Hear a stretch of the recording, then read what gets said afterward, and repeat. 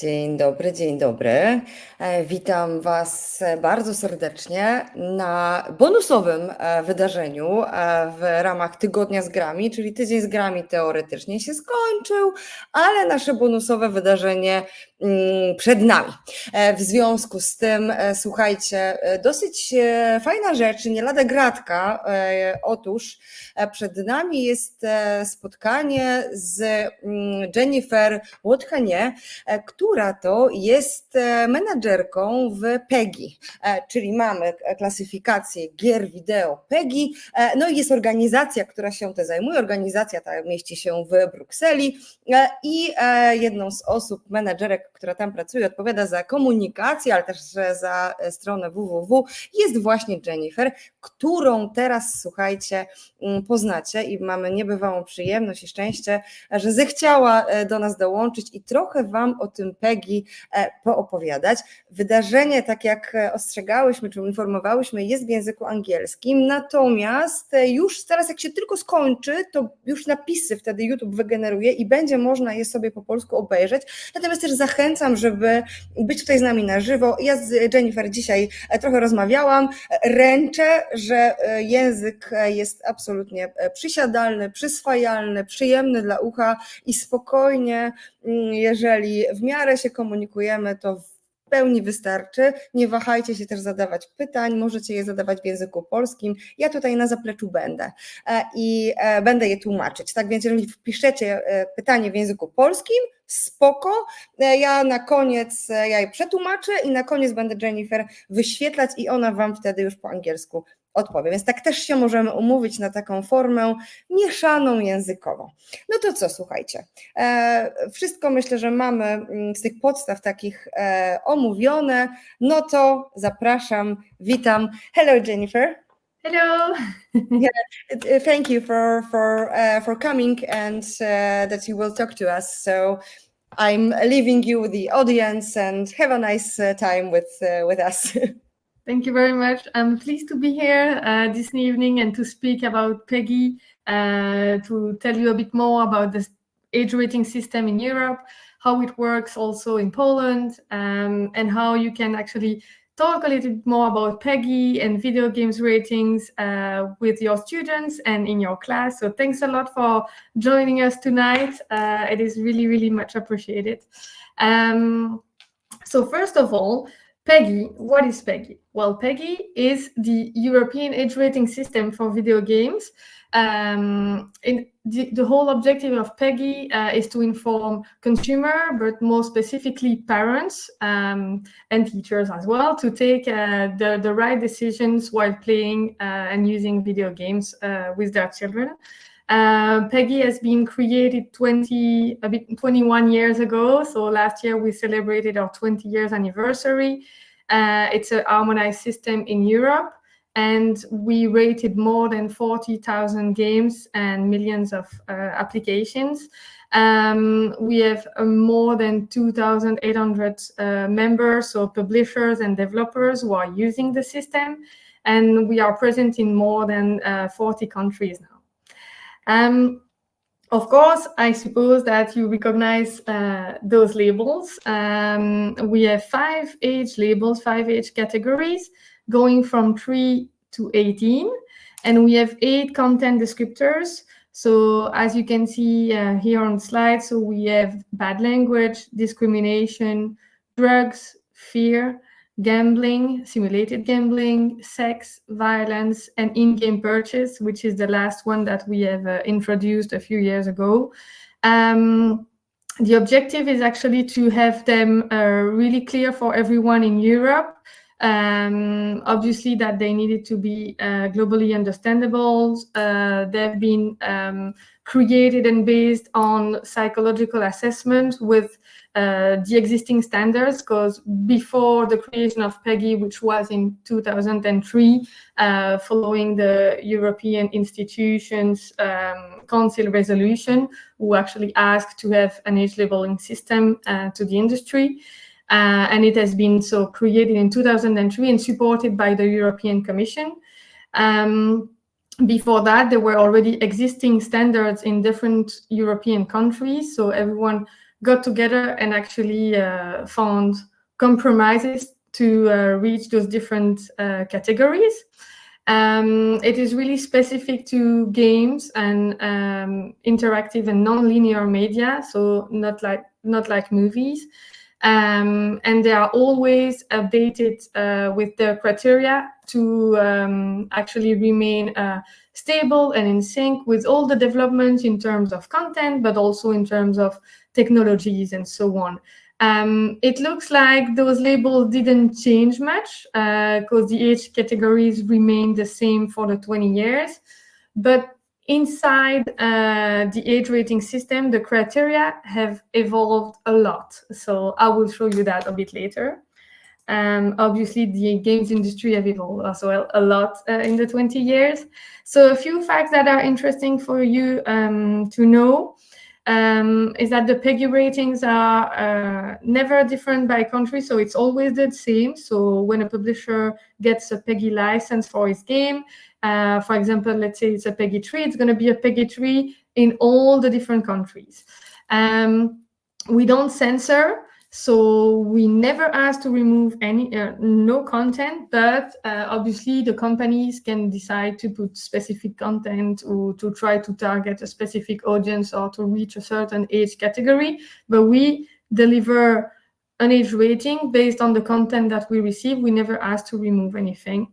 And we don't ban games either. So storefronts or local governments can decide to do so, but we never ban games. We just, again, give an age rating and based on the content that has been disclosed. We consider the age suitability of a game's content. That's very important. It has often been confused with the board games rating, so with the level of difficulty.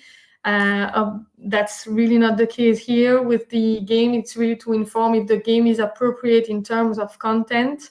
So for example, you could have a very, very technical game, let's say, I don't know, a chess game or a flight simulator game, which has absolutely no inappropriate content. So it's going to be a PEGI 3, but it might be very difficult to master, while you could have a PEGI 18 zombie killing game that is really easy, but it is definitely appropriate for an adult audience. So that is important. We also don't take into account the user-generated content that is being obviously managed right after release, and also potential unsuitable behavior on players. There are other standards in place to address those. And we don't consider the GDPR legal age required to play and so on within our rating system, because otherwise, obviously, that would be very confusing too. Few information on who and where we are actually with PEGI. So in which platform? It's very important to know that the main consoles, so Microsoft Xbox, PlayStation, Sony, and Nintendo Switch now. Well, at the very beginning, when PEGI has been created, they all agreed to really support the system and to ask every publisher and developer who were publishing on their platform to have a PEGI rating on the PEGI for the PEGI territories. So on the 40 countries, you absolutely need a PEGI rating to publish on those platforms. As you can see, over the years, obviously, it was also expanded towards also mobile and digital. There was also streaming and VR. A few years ago, we also went on Google Play with another rating tool to address the amount of games and apps that were there. So I'll just explain that later. And the only three that are actually out of the scope, as you can see in the corner, is Roblox, who has its own rating system now internally. And then there is Apple, who has also its own rating system. And then there is Steam, who doesn't have a rating system and is not asking for. The only thing is that they agree that if you have a rating certificate from PEGI, you can display it. But unfortunately, on this platform, there is no rating system in place. Another important thing to know about PEGI is that it is not just a classification system, it is also a regulatory system. So it has been created by Video Games Europe in 2003, so by the European Federation representing the games industry. But there are two independent administrators who are actually doing the examination. So it is NICAM, who is based in the Netherlands Institute, who is dealing with all the 3 and 7 ratings. And then there is the Games Rating Authority, who is based in the UK, and they are doing all the examination for 12, 16, and 18. Another very important fact about PEGI and why I said it's a self-regulatory system is that we have a code of conduct for all the PEGI signatories and PEGI members. So when you want to have a rating, you need to sign a contract with us and you need to sign the code of conduct. And in this code of conduct, there are a lot of rules that we ask the publishers and developers to respect. So it is about disclosure of content, responsible advertisement, safe online gameplay, in-game monetization rules, and so on. So there are many elements in this code to address responsible gameplay. Obviously, we also have enforcement and sanctions and so on when there are breaches of this code. For example, when a rating is not being displayed, or if a descriptor is missing, or an advertisement that would be not correct, and so on. We do a lot of monitoring and see that there is a high level of compliance. We do have a few breaches and complaints a year, but not much. A few lines about the code of conduct. So it is really important to show that the self-regulation system is actually robust and stable, and it is really a commitment from the industry. It is more than just getting a label and a license. So you can see it actually on our website. It is a long document, but you have all the information there. And we have actually updated it a few months ago with 2 new articles, and one about in-game monetization and disclosure regarding paid random items, and probability disclosure for loot boxes, and so on. New policies in place, and also for safe online gameplay to have proper reporting mechanism, community standards, privacy policy. All those elements are things that we ask to our members to have in place when they actually sign with us and rate games with PEGI. This is the organization behind PEGI. So it is also quite large. There is obviously a management board, but we also have a PEGI experts group. So those are academics, psychologists, all experts in minor protection and so on, who are actually going to review the criteria of PEGI. People from all over Europe are in this committee, and same for the PEGI Council. PEGI Council is composed by representatives from the national authorities, governments, media authorities, and so on. It is a two-flow communication with them, so it's really important for us to be informed of the new legislation in the different countries and what are the concerns regarding minor protection in the different countries and so on as a European system. But we also need to inform them about all the elements on PEGI, the new developments, new type of content in the games, and so on. We also have obviously a legal committee, the enforcement committee when there are breaches to the code, and also a complaints board. So that is important to know as well for PEGI. So there is a whole process. You can address a complaint if you disagree with a rating. It could be coming from a consumer, or it can also come from a publisher who disagree with the rating that has been delivered. And that committee can then review the rating that has been given, the criteria, and decide to either maintain the rating or to change it. As I mentioned earlier, PEGI is present in 40 countries. You can see here in the map with all the green countries. The only one in gray is Germany with USK. So they have their own federal system that existed before PEGI.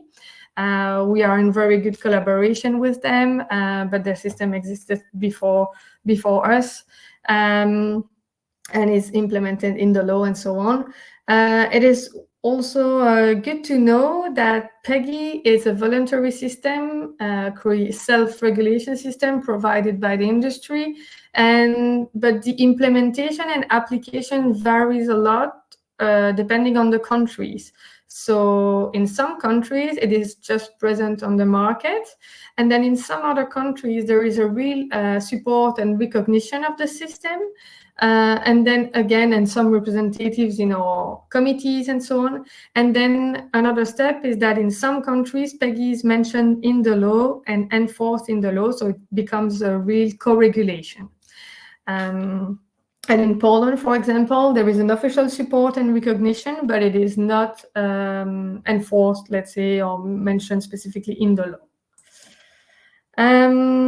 I thought it would be interesting also for you to know the rating, a little bit details about the rating process. So how a publisher actually receives a rating license and how he gets a PEGI rating. So as I said earlier regarding the code, they need to register, become a PEGI signatory. And after that, they're going to complete a questionnaire. So we have a questionnaire with 35 questions about the game. So for example, is there violence? Is there bad language? They need to disclose that. It's a long questionnaire, 35 questions with yes or no question. And then automatically from that rating website, they're going to receive a provisional classification based on their questionnaire answers. They can use it for marketing, but they need to put provisional below the age label. And then they're going to send the complete game for verification by the administrators. So as I said earlier, NICAM for 3 and 7 and Games Rating Authority for 12 to 18. And they are going to play the game. They are going to play the game, check the different scenes and so on. Obviously, they have all the accesses, codes, and the indication on the specific scenes that they need to check, because otherwise for some games it could take a really, really long time. But they need to provide the final rating license is around 10 days. It takes 10 days for the examiners to give it. And then they receive the final license. It can be different from the provisional or it can remain the same. After that, they can use it for the official release and to put it on the box and so on. Another process that we have since 10 years now is a post-release process, let's say, is with IARC. It is called the International Age Rating Coalition. So it is a rating tool that we have created together with the system in the United States, so ESRB, with the system in Germany, so USK, also in Brazil, Australia, and so on. And in order to provide actually a form, a questionnaire again, but for all digital, on the digital platform, because obviously there is much more games that are being published every day, and also apps on the Google Play Store and so on. And we need to provide a global system to address those. So there, a publisher is going to fill in that questionnaire on the release. When he submits his game on the digital platform, he's going to get automatically a PEGI rating that will appear when a consumer is in a European country. Then he's going to see ESRB rating when he's in the US, USK rating when he's in Germany, and so on and so on. And so that system is being then handled by the platforms directly. And what we do is that our administrators are making examination post-release, are making tests on the top downloads, are making targeted testing and so on, and they can change it directly. Obviously, that's the difference with the box product, where you cannot easily change the rating at all. When it is printed and that you need to retrieve the stock, it's a complete mess. So here it is easier to address with the volume of games and apps, and you can quickly change it if needed. and it's a global collaboration. So all the examiners from the world actually are helping each other in that task. And we have introduced, you might have seen it on some of the digital storefront or Google Play and so on. It's a parental guidance icon. It's the exclamation mark on the orange box. And that is something we have created specifically for apps like social networks and platforms, for example, like the streaming platforms, Netflix, YouTube, or Facebook, Instagram, and so on, because for them, putting an age rating was not an option, obviously, because the content can vary from 3 to 18. So that is why we have put the parental guidance icon. It is only very recently that it has been attributed to Roblox, who became actually a gaming platform and not a game anymore, which had a 7 before, and then it got this exclamation mark because the content really varies inside. And then inside Roblox has its own rating system that is completely different. But for example, there is another case that happened recently. That's how I said the industry is evolving a lot. Is Fortnite. Before Fortnite was a Battle Royale, just a PEGI 12, but Fortnite is turning into a gaming platform, and they also have different experience, different games in there, and that's why they have now the parental guidance icon. And within there, they do have PEGI rating because they use the IARC rating process as well for all the publishers who are actually adding new games in Fortnite platform as well. Just a few elements about our criteria. I thought it would be interesting for you to know as well how do we actually attribute each category, how do we consider the different content and so on, how the examinators are doing this. So we do have 2 very important criteria to start with. First of all are the characters type. So we're going to look in the game if the characters are human or animal-like. This is like one category. Fantasy-like or non-detailed pixelated. So those are like really 3 different categories. And then we also look at the violence type. If it's minor violence, like a slap or something like that, or if it is realistic violence or non-realistic violence. Non-realistic is like the Dragon Ball Z. You're going to see all the flashes and lights, and the character is going to fall, then he's going to come back, and it's all going to be very non-realistic. Realistic is when the character is really reacting to the violence. It's not about the weapon on how it is, but it is more on how the character is going to react. So if he's going to like get a punch, fall on the floor, or really if it's realistic, this is like a different category. And here you can see it for violence, and it applies on the different content descriptors like this. There is like a scale that you can see the different type of violence. Actually, there is one descriptor, but obviously violence at a 7 age level is not the same violence as a 16 or as an 18. So we're going to start with like no violence at all at a 3 age level, or very abstract, very pixelated. And then there's going to be the cartoon style violence, more childish like, or there's going to be really implied violence at a 7 level. For example, a car is going to explode, but you won't see you guess what is happening, but you don't see anything. This is like implied violence. And then we're going to go to realistic violence, but against fantasy characters, that stays in the 12 rating. Or if it's non-realistic violence against human-like characters, that is going to be in the 12. And then after that, we go to more realistic violence towards human or animal-like, and gross violence towards fantasy characters, that goes up to 16. And then to 18, it's really going to be more gross violence against human, but it can be against a vulnerable character or multiple killings, torture, all that. That definitely goes into 18.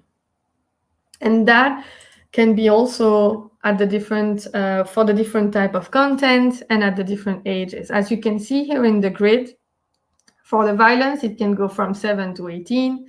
Then you've got bad language, who can go from 12 to 18.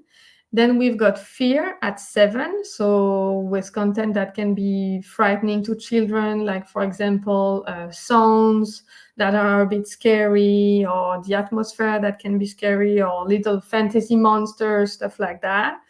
And then we have 12 and 16, which actually is the same spider on the icon, but it's going to be horror that is written below. And we introduced that not so long ago, because we realized that some of the games had no violent content at all, like a point and click detective kind of game, and those were actually with some horrifying content, even if no violence was happening. So this is why we have introduced this to 12 and 16. Then we've got sex from 12 to 18. At the 12 level, it's just going to be sexual innuendo, like posturing or with the clothes and so on. And then at 16, it's going to be without the sexual activity, but without visible genitalia. And then at 18, it's with visible genitalia. And then you'll have the drugs from 16 to 18. And then simulated gambling, we changed that recently. Before it was from 12, and a few years ago we changed it to 18 only.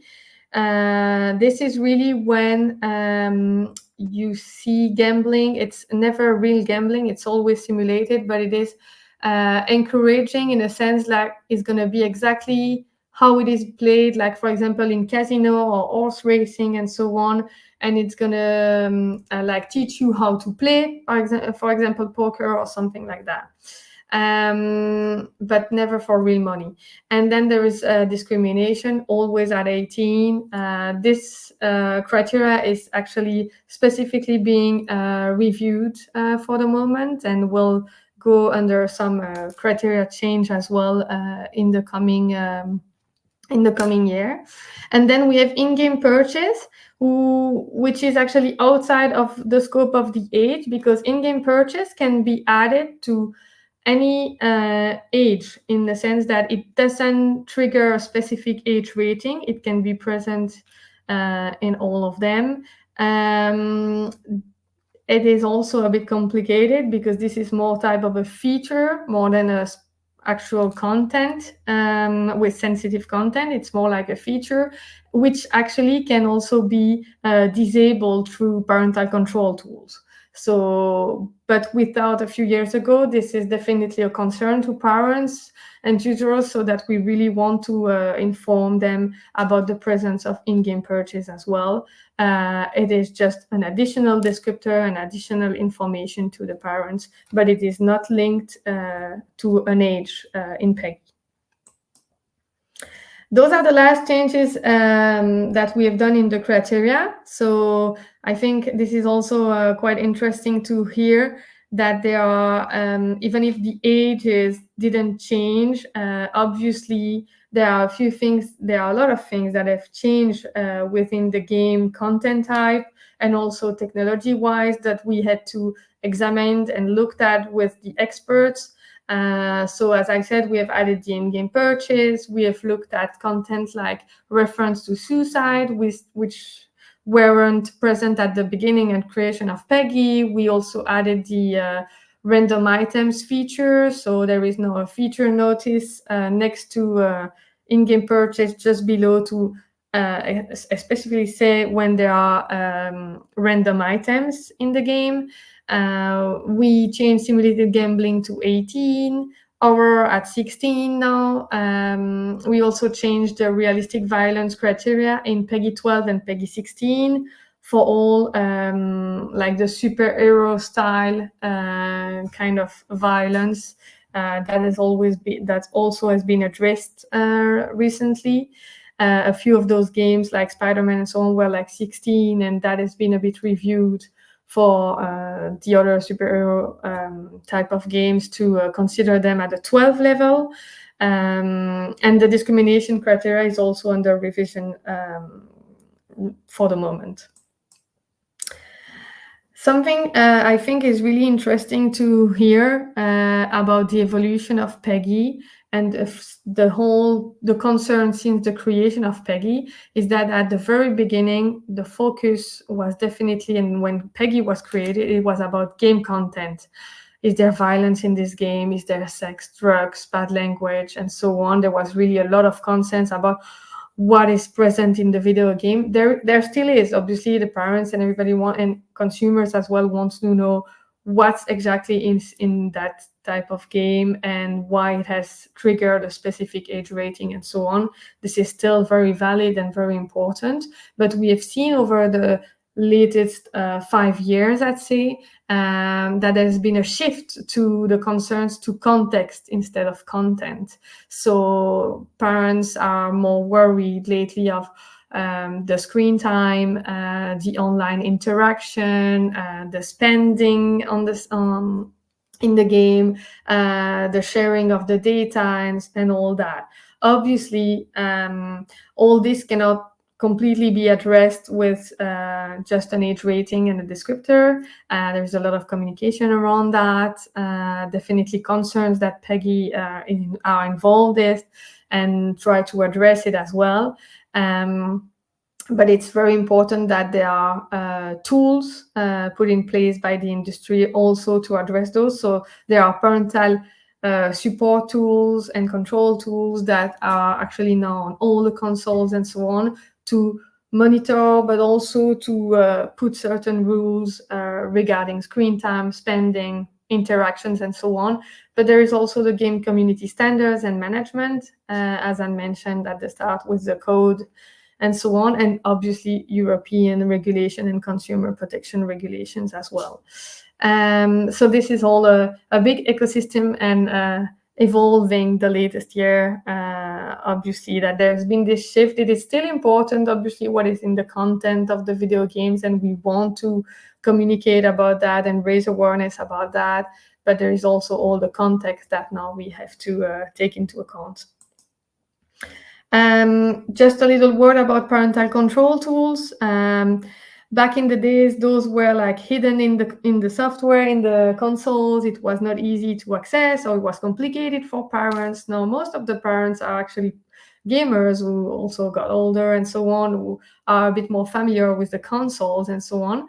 But now it's really accessible because those are actually apps in your mobile, directly accessible from there. You can monitor which games they are playing, but you can also just agree and set up some rules, like, for example, a few hours during the week. You change the timing during the weekend or during the holiday. You can obviously put a PEGI age rating limit so that in the shop they're only going to see the appropriate type of games that they can play.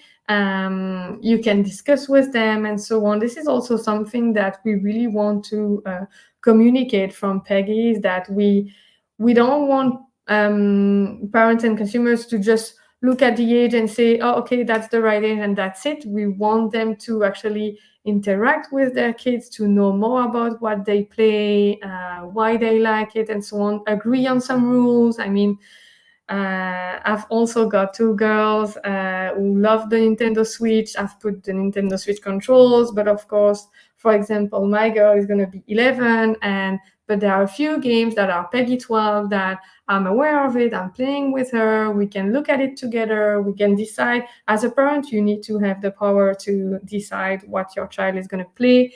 All the sensitivities are different.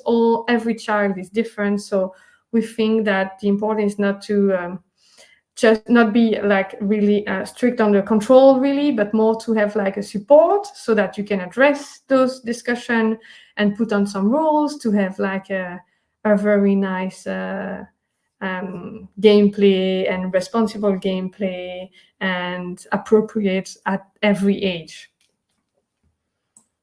Yeah, and of course, I didn't mention it again, but there is also the spending limit that you can address and the online interaction as well. So you can put it to 0 by default, or you can agree to some pocket money for that too.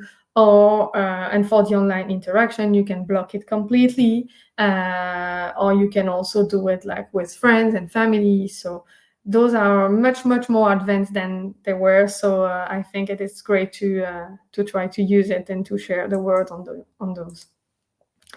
So what is our message to teachers specifically? We think it's really interesting to have a dialogue with the students about gaming in general, to have a conversation with them. When you look at the stats, you can see that half of the population is actually playing games, and it's good to know what do they play, why they like it. It can be a good start of a debate, of a discussion in the class, and to share something with them as well. And also, if they would have like troubles regarding, for example, in online interaction, or if they see inappropriate content and so on, it's great to be able to tell them that the platforms actually have those reporting tools to monitor, but also to indicate or notice when there are inappropriate content that they have seen, or inappropriate behavior, or user that is annoying them, stuff like that. Those are also played on virtual online communities, so it is really important that they know a few things, like obviously not sharing personal details, and to report inappropriate behavior or inappropriate content and so on. I mean, like in the school or in the class, there can be bullying or harassment and so on, so bad language, stuff like that can happen also on some of the online communities or online games. So it's really important to know how to address those, how to communicate about it, how to contact the right people, and to actually be in a nice and friendly environment as well. So what we have done actually for all the PEGI countries and European territories, we try to provide a little challenge that can be used in the classroom. It's available in Polish. You can scan the QR code directly, and probably Agnieszka or Dominika are going to share also all the links in the chat if you don't have it yet. We just thought as something that could be useful for the teachers to actually use in a class, just start a conversation about games, and to check to discuss with them if they know the PEGI labels, if they use it, what do they think about it, if they know what type of sensitive content are in the games, if they've encountered some inappropriate content, or what do they think about it, if they think it's a good thing to have those ratings. And we think it's always a good a good point to start the discussion actually about gaming habits and ratings of the game, and importance to actually inform the consumers. They also have little brothers, little sisters, and so on, and how do they interact with them, and so on. So I think it's really it's a good start of discussion. And to actually ask them about this, they're gonna be really interesting to share their hobbies, what are their favorites, and so on. I should have a last one, yeah. So what we would suggest, there is all the information in the PDF. We also wanted to give something easy to just print out and go in the class, no material needed, just to actually have a few pages of PDF printed. And you can either put the labels on your dashboard or just print them out. That's the same. And same for the game covers. So the idea would be to just have a little challenge in the class that they guess the ratings. And based on the kit, so on the PDF that you have, and after this webinar, you know a bit more about PEGI now, but also in the PDF, you have all the information about the specific ratings for each of those games that you can see there. So this is really a fun, let's say, exercise that you can do with the students. You can make groups depending on the size of your class, obviously. You distribute the covers, or you put it on the board. And for each game, the team can say, what rating do they think it is? Their rating choice. They can explain why, have a little debate within the students to discuss. And then you can be the one clarifying the correct one based on your resource, but not just saying, oh, yes, it's indeed, for example, let's say Fortnite, it's a PEGI 12.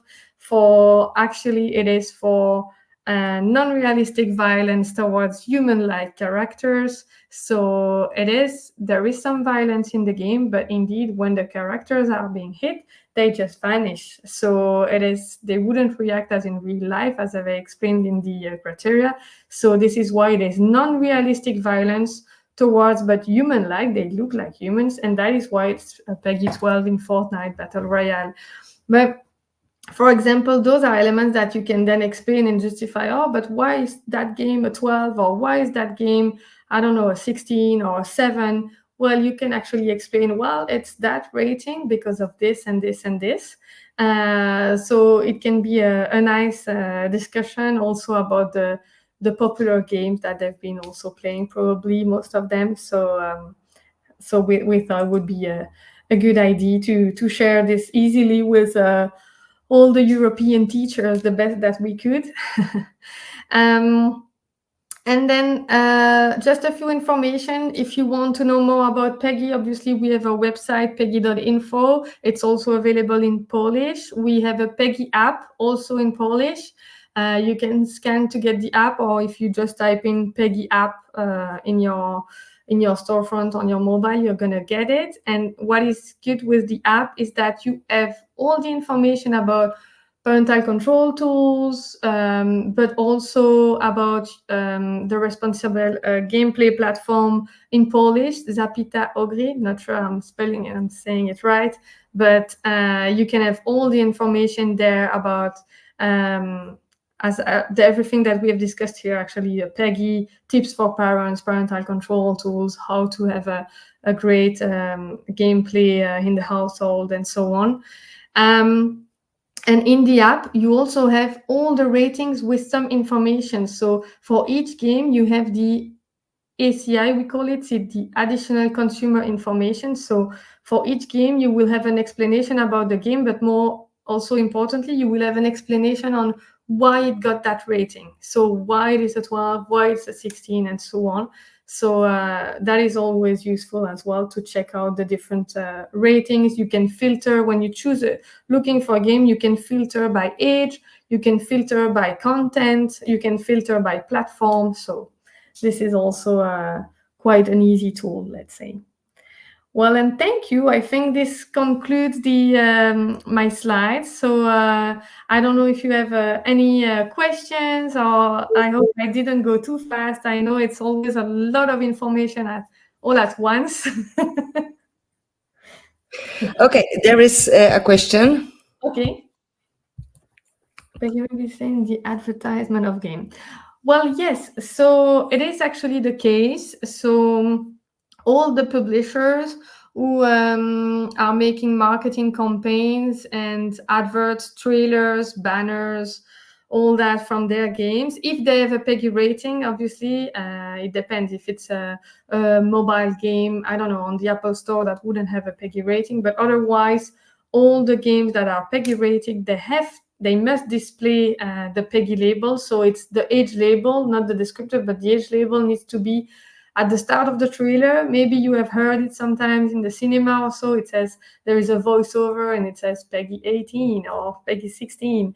And then that's also on the adverts in outdoor advertisement, on buses and so on, in print magazine, and everywhere they are promoting the game, they must put the information about the age rating. I hope this answered it.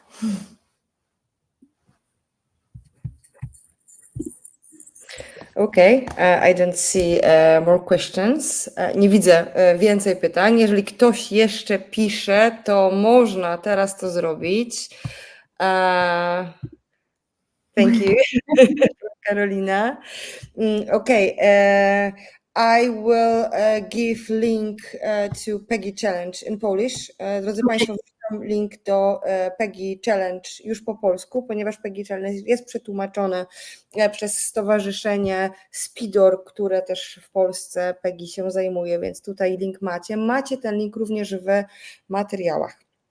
Tak więc spokojnie możecie sobie z tego materiału korzystać ze swoimi uczniami. Ja, słuchajcie, bardzo zachęcam, żeby z systemem PEGI się zapoznawać coraz bardziej i idą święta i dzieciaki wymyślą, że chcą grę i słuchajcie, warto powiedzieć rodzicom o tym, co to jest PEGI i że PEGI warto znać. Warto jest, kiedy kupujecie prezent dla swojego dziecka, sprawdzić PEGI. Kiedy kupujecie prezent dla zaprzyjaźnionych dzieci, sprawdzajcie PEGI, no bo to jest najlepszy możliwy sposób na to, żeby zobaczyć, czy dzieciak się tam nie naćga na coś, na co jeszcze nie powinien. I'm telling to the audience that it is good to know PEGI as teacher, of course, but as well as parent. Yeah. And if you are going, to give games for Christmas, you need to also check PEGI because kids sometimes want something, but it is not age appropriate, and it is good that we have PEGI, so we don't need to play the game to know that there will be violence or sex or That's abuse or something like that. the whole point is indeed to give some information and advice to parents, but also to consumers. Recently, we had people that we heard that said, "Oh, but we are happy to have the power to actually choose what we want to play, to actually know what type of content is going to be in that game, and so on." There should be games, for every age, and there is an age for everything, right? So it's just important to get the information, and then you take the decision as a parent or as a consumer. But we just want everyone to have the information. Yeah, of course, and because everything is okay, but it needs to be age appropriate, and that's all. But I consumer also, maybe I don't want to play the game with the violence. Maybe I just don't. I'm an adult, okay. I can take it, but I don't want to, to play games like that. Dominika from Speeder invites us to use PEGI app in Polish for free, of course. So PEGI is for free, so it's really worth to know it. Okay, thank you very much, Jennifer, for this great introduction to this system, and thank you for your time. Thanks a lot. Well, speak soon, I hope. Yeah, thanks. Bye. Bye. Drodzy Państwo, już przechodzę na język polski oczywiście i dziękuję za Waszą obecność dzisiaj. Za chwileczkę kliknę end stream, zakończ tego live'a i wtedy YouTube już tam przemieli wszystko, więc jeżeli ktoś miał jakieś momenty, kiedy chciał zrozumieć wszystko perfekcyjnie, a gdzieś miał zawahanie, czy dobrze interpretuje to, co mówi Jennifer, to już za chwileczkę te napisy będą. W związku z tym będzie można do tego sięgnąć. Naprawdę sprawdzajcie PEGI. To jakby tutaj jest jednoznaczny przekaz. Sprawdzamy PEGI. Zanim dziecko zagra w grę, sprawdzamy PEGI. Możemy też, jak się śmiałam do Jennifer, sami dla siebie sprawdzić. Ja na przykład też tak średnio mam ochotę grać w gry, w których jest bardzo dużo przemocy, bo po co mi to, już dosyć jest tego na świecie, więc w grach to mogę sobie szukać innych wrażeń. Może trochę bardziej magicznych i przyjemnych. I słuchajcie, tym samym już naprawdę ostatecznie zamykamy ten tydzień z grami w szkole. Trochę mówię bo chodzi nam po głowie, żeby to była wersja, czy pierwsza edycja, natomiast co pierwsze to nie oznacza, że jest ostatnie. Słuchajcie, zapraszam Was bardzo serdecznie, będę tłukła takie rzeczy jak to, że zapraszam Was, tutaj macie link do poradnika, który już tutaj teraz Wam wkleję, przypominam, poradnik gry wideo w szkole, czyli poradnik o tym, jak wykorzystywać gry wideo w procesie kształcenia. Już mieli się ten link, już się tutaj przemielił i to jest pierwsza rzecz, do której Was zapraszam, a druga rzecz, do której Was serdecznie zapraszam, to do tego, żeby sobie pomyśleć, czy Wy nie chcecie, aby przypadkiem trochę bardziej pouczyć się, jak grać w gry. To brzmi super, nie? Co robisz na swoich studiach? Gram w gry. Albo uczę się, jak grać w gry i to brzmi dobrze, natomiast obiecuję, że te studia podyplomowe to jest naprawdę solidna porcja wiedzy, merytoryki i to z taką kadrą, która jest nieprzypadkowa i która zna się na swojej robocie, więc jeżeli chcecie się tym pozarażać, to się zarażajcie, słuchajcie, bo to jest dobre zarażanie. I słuchajcie, tym oto sposobem zamykam oficjalnie tydzień z grami w szkole. Dominika, widzę, dziękuję za tydzień wspaniałych webinarów. Dziękuję, Dominiko, za te podziękowania i dziękuję za to, że byłaś z nami przez cały czas, bo wiem to, całe stowarzyszenie Spidor, słuchajcie, myślę, że nasza kooperacja i synergia, jaką tworzymy, jeszcze do Was wróci, no bo możemy robić razem fajne rzeczy, więc czemu by nie. Tak więc dziękuję Wam za obecność, dziękuję Tobie, Dominiko, Tobie, Karolino, dziękuję Olu i Karolino z Progresfery za Wasze zaangażowanie i co? Słuchajcie, do zobaczenia, a tymczasem dobrego poniedziałkowego wieczoru Wam życzę.